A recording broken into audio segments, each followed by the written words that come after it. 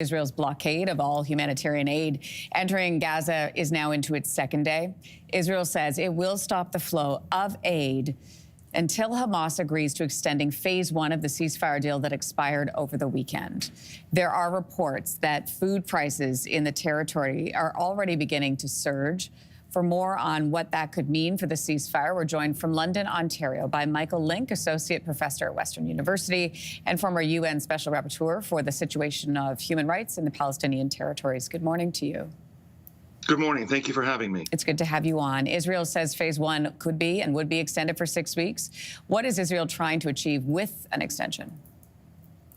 Well, what they're hoping to achieve, I think, is to have more Israeli hostages released, but without any commitment to withdraw Israeli troops back beyond the borders between Gaza and Israel. That was a commitment made in the ceasefire agreement on the 19th of January that Israel would withdraw its troops fully, but at the beginning of the second phase. We're at the second phase now, and Benjamin Netanyahu is under extreme pressure from his far-right coalition allies not to accede to go to a second phase and to maintain the war. So this is what I think we're going to begin to see is the crumbling of this tentative ceasefire agreement.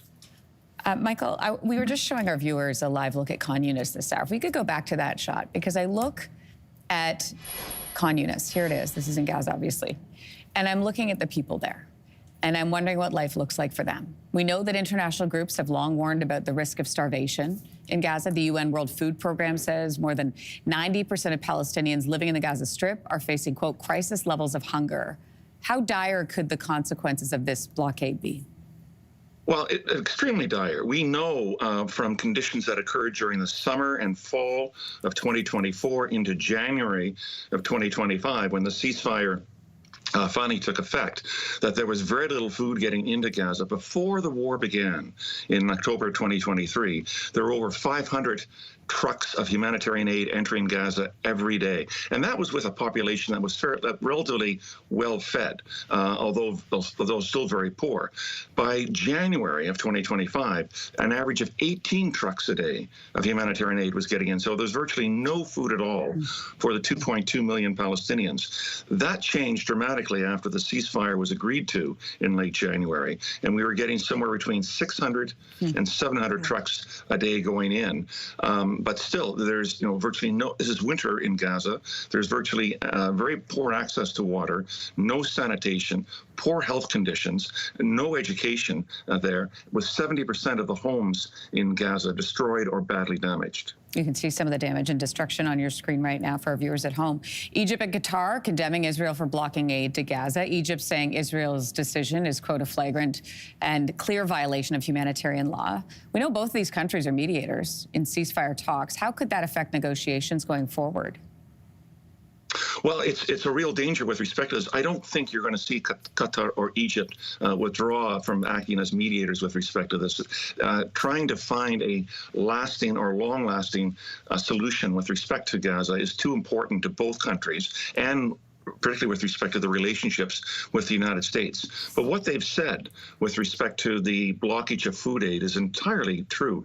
The blockage of humanitarian food and water going to a civilian population in a conflict zone is very clearly a war crime under international law. Already, we've seen in November, the International Criminal Court issue arrest warrants for Benjamin Netanyahu and his former defense minister, Yoav Gallant. One of the allegations against them is the use of starvation and the denial of humanitarian food aid during the course of the 16-month war. This is probably as clear an example as possible, and I'm sure will be added to the files on the desk of the prosecutor at the International Criminal Court. On Sunday, Israeli Prime Minister Benjamin Netanyahu thanked U.S. President Donald Trump for speeding up $4 billion in new military aid to Israel. How great, in your opinion, is the risk of this ceasefire falling apart? I'd say it's a better than 50-50 chance right now. There were many signs coming out from Benjamin Netanyahu's cabinet that they didn't want to go to the second phase. They didn't want to have a permanent ceasefire. And they were willing, if you like, to sacrifice the remaining living hostages of Israel in Gaza in order to be able to achieve this. What Benjamin Netanyahu's right-wing coalition wants, I guess, is the extermination or decapitation of Hamas, which, as we can see, probably is almost impossible to wind up achieving, given the way in which Hamas filled, if you like, the social and political vacuum immediately after the ceasefire was reached in late January.